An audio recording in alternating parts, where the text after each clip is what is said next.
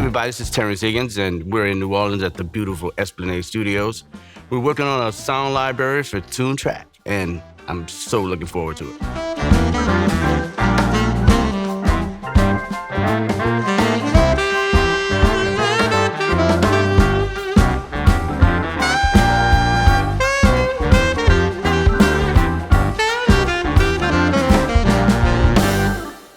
I'm born and raised here in New Orleans. New Orleans is known for its food, its culture, and especially its music. I remember my great-grandfather gave me a set of bongos. You know, I was a little kid, and I was always drumming on stuff. And from that point on, you know, I felt like that must have been my calling because I had more natural ability.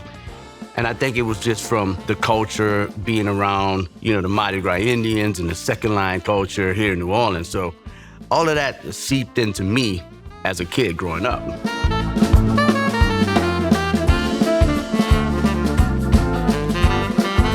And then I started to work as a professional musician, working in brass bands and all the little clubs in New Orleans. And, you know, at the time I was like 19, 20, sitting in the lower ninth ward in Fats Domino's living room playing, you know, Blueberry Hill. And for me, it was the most craziest situation because I was the youngest in the room, and I was in there all serious, like, you know, I'm ready, Fats. And then they were all in there having a ball. But I learned a lot from that situation. You know, it don't matter how old you get in this game, you still got that fun kid attitude about it. And I think I carry that with me from that experience. You know, always remember to just be you and have fun.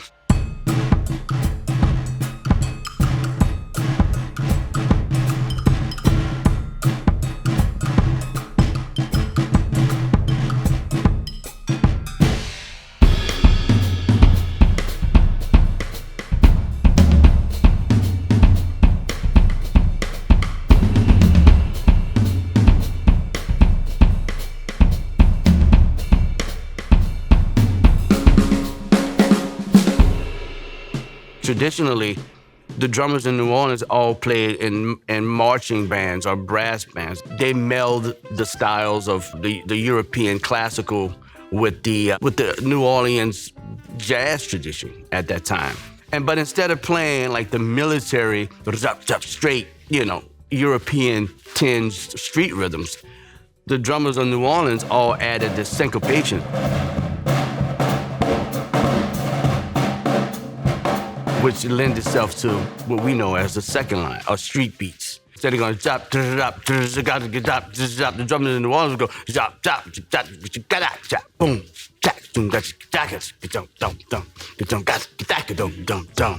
taking it from the streets to the traditional jazz stage, with Baby Dodds and Buddy Bolden and all those older musicians.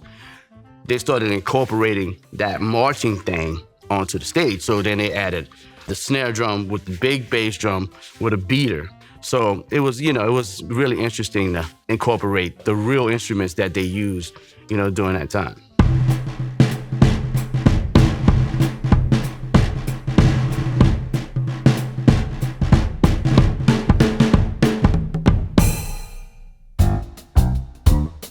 There is no other studio we could have done this project in New Orleans that would have been the quality that we shoot for. And, you know, besides the gear, the amazing acoustics, it's an old church here in New Orleans, and that a good friend of mine, Misha, who I had worked with before, and I know he's like a Class A engineer. He's really knowledgeable about, you know, miking, where to place the mics, you know, gear, of course. But not only that, I mean, just the atmosphere. Roughly 2007 or 2008, I kind of came to conclusion that I really need to build a place that large enough to accommodate bigger ensembles. I started looking for a place and kind of came across this abandoned church. The acoustics and the size of the space and vibe and pipe organ kind of sold the place to me by himself, and took almost 3 years to renovate it. We got it to the bone and built up from the ground up.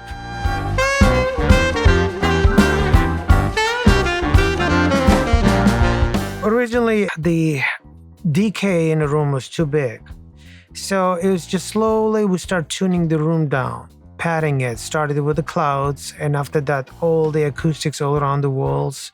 Also, we have large selection of the gobos, so we can actually scale the room to very small, tight acoustic spaces, or use it as a big and open. You can hear the quality of the drum when you play in this room, and it's inspiring to me when I'm getting ready to record, because it's like if I hear the drums how they naturally are in this environment, it's like I know it's going to be captured well. We are recording with a combination of various microphones, sometimes single or sometimes in pairs, that are very close mic'd. We have like a mid-room captured, and we have front and a back and a full spectrum of the room. So at the end, we can choose which combination to use in order to kind of true represent to whatever you're trying to capture.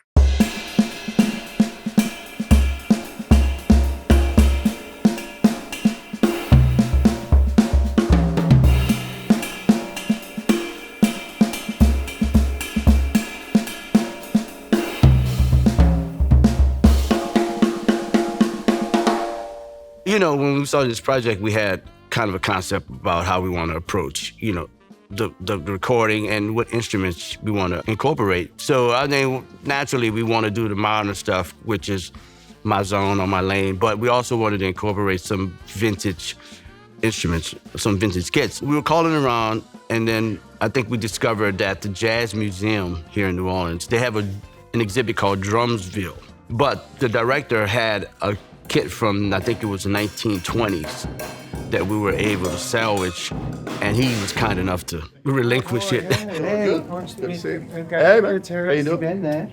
Doing good? You guys tell us if that's Yeah, I mean, it's a 1920s jazz kit. I mean, you think, I mean, I think it's got calfskin heads. I mean, we're Yes, sure real we can thing, get yeah. a good sound out of it, and you know, it ticks the box definitely. Yeah.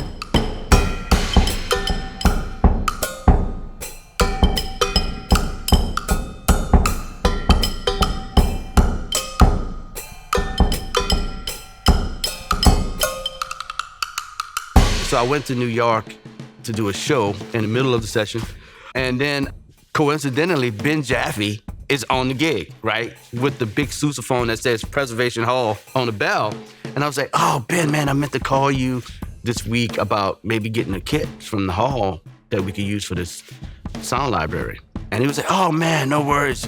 Give me a call Monday, I'll be back home. So lo and behold, we were able to nab the original bass drum from the Preservation Hall that they used way back in 1920 or whatever, 1930. It don't get no more authentic than Preservation Hall and the Jazz Museum in New Orleans, you know. And when I was playing those drums, it transported me into that space.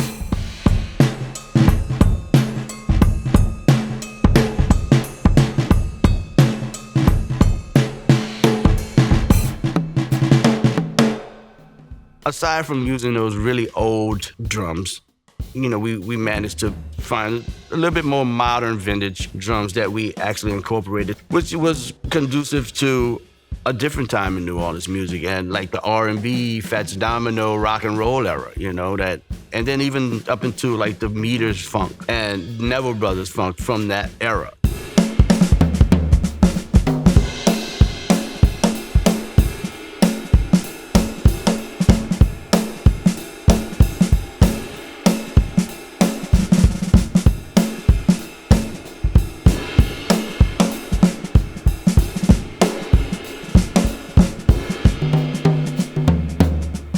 Like on the modern kits, I use a couple of different configurations. I think I use one with a 10, 12, 14, 16, 22.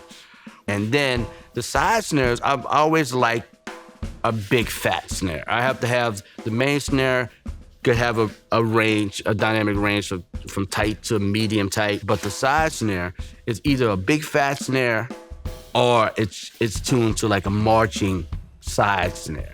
So I can really get into that New Orleans street thing inside this other world, you know, if I need that.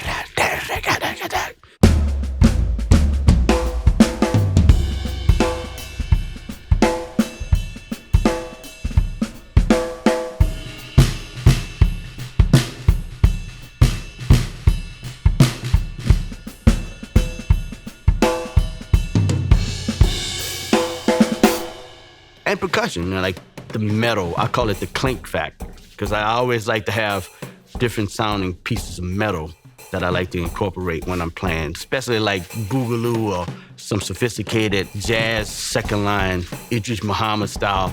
I always like to add that New Orleans street element, because inside the New Orleans street element, if you ever go to a second line, these guys are playing on anything they can find. Like you might have an empty beer bottle, but yeah, I try to incorporate all that into my setups.